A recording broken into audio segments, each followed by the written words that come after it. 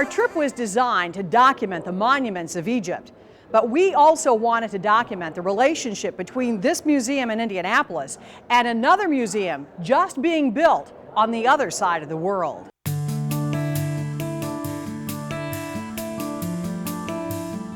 These faces represent the future of Egypt. Wherever we went in this country, the children would greet us with huge smiles, attempts to communicate through a handshake, broken English, or our attempts at Arabic.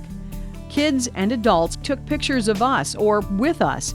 These Americans were interesting to them. We looked different, out of place, but we have much in common, the desire to nurture our children, one of those common threads.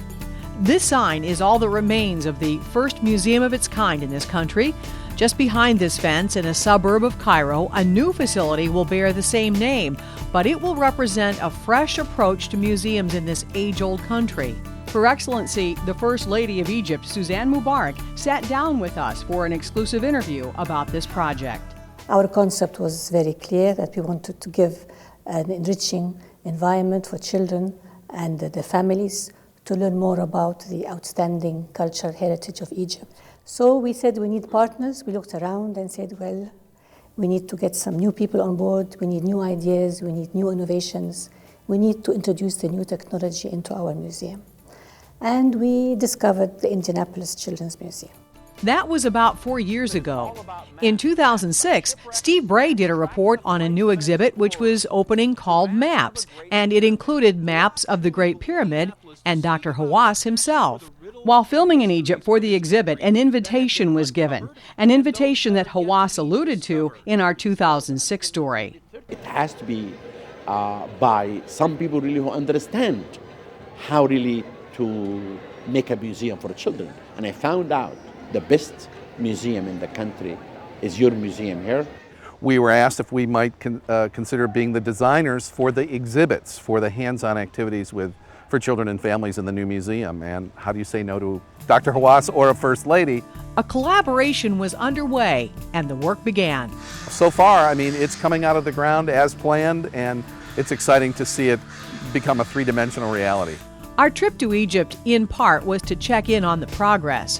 While the new Suzanne Mubarak Children's Museum was designed by a British architect, it would be up to the imagination of Indianapolis designers to bring life to the exhibits. Because the Children's Museum is so hands-on. Right. And I know everything you go in there, you're engaged continually. Is that going to be the same? Well, that's the plan, and that's going to be a big shift for this museum.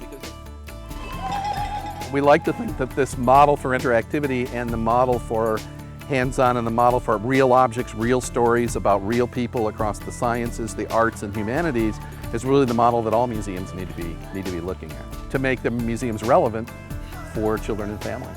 They basically want our museum, so that tells Jennifer Pace Robinson has taken the chief role in designing the exhibits for the Egyptian Museum.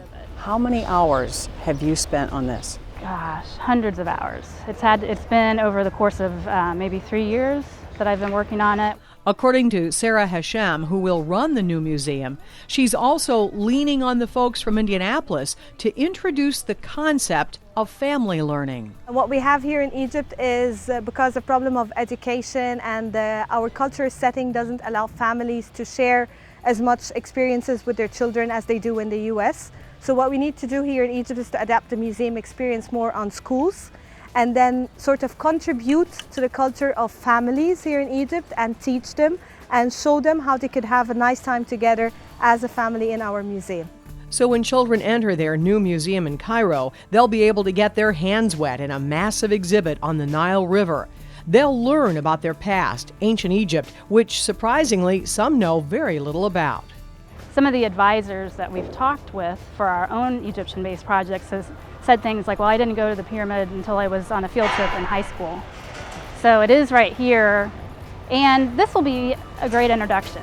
They'll also learn about modern Egypt, their world today, and finally, their future. As we were sharing with Mrs. Mubarak some ideas for the top floor, which started being a planetarium and then kind of some stargazing, we shared with her our Tree of Promise that we have in the Power of Children exhibit and how children could make a promise to make the world a better place. So a peace dome will top off Mrs. Mubarak's museum. The top floor, dreaming about the future and knowing that all children are the key to the future, I think are some similarities between the Children's Museum of Indianapolis and what will hopefully be a wonderful museum here in Cairo. Two museums linked with common goals. Suzanne Mubarak sees this cooperation as just a beginning. We are very excited at this partnership, and I'm sure it's going to lead to much more partnerships in the future. Our future includes a trip under the Step Pyramid, the oldest in all of Egypt, and how Indianapolis is preparing for pharaohs.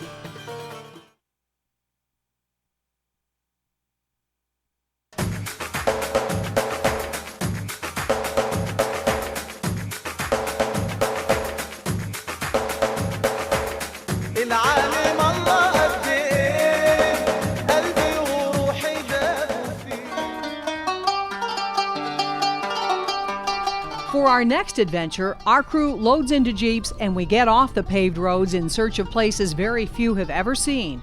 Just south of Cairo, in an area known as Saqqara, there is something that has just been uncovered, and ours was the very first TV camera to capture the images of what lies deep inside the Step Pyramid.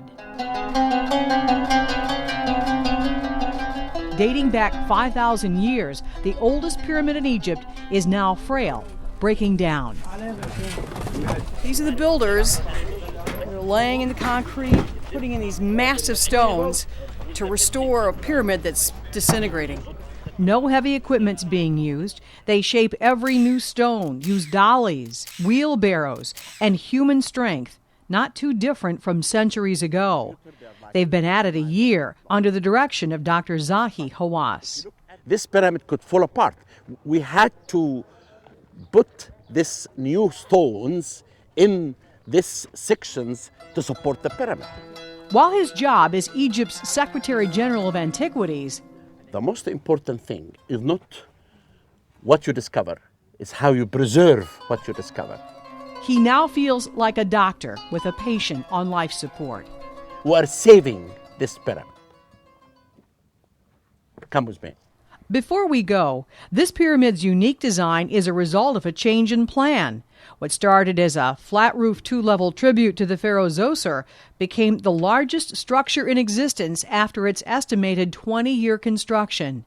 It reaches more than 200 feet high, but the burial chamber lies 100 feet below the sand and rock. And that's where we're going. Just getting there was an experience we'll never forget. Look, this is the tunnels starting here. I said if you take these tunnels, they're like 3.5 miles long.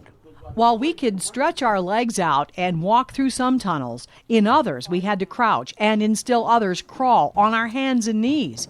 It turns out it's exactly what the designers had in mind. You know, Debbie, this is how the ancient Egyptian looked at the other world. The other world full of tunnels and passages, dark, that the king has to go through until he can meet Osiris in the afterlife. We drop down ladders, carefully handing down our camera. First, Hawass wants to show us the depth of this pyramid's burial chamber. Follow me and see what will happen. We crawl into a very tight area in which we couldn't even fit our television camera. Steve Bray and I climbed in with a small handheld video camera as we crawled over and under rocks. We were warned not to bump the boards and sticks put in place to support this tunnel. In fact, one of our guides in a thick Arabic accent said, "You touch that stick, we all die." Are 100 feet under the ground now. Top me for about half a feet. You have the granite sarcophagus that is in the burial chamber. So this area is under the sarcophagus. But what Hawass really wants to show us is up top. We climbed, crawled, and finally reached the great chamber.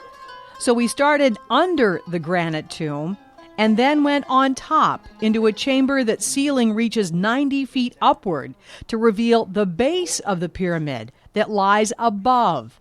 The entire chamber forming the shape of an obelisk. At our feet, the granite tomb that once held treasure and the mummified body of the pharaoh Zoser.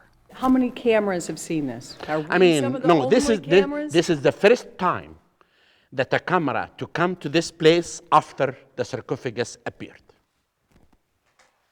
Then you have to be proud of yourself, Debbie.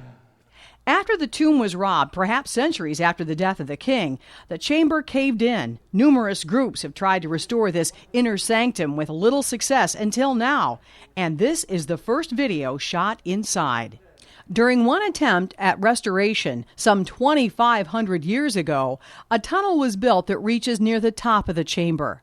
From this perch, we could see a different perspective of where we had just been. Oh, and while we were down there, perilously hanging above our heads between two pieces of 2,500-year-old wood, a large boulder. Wow, Indiana Jones would be proud.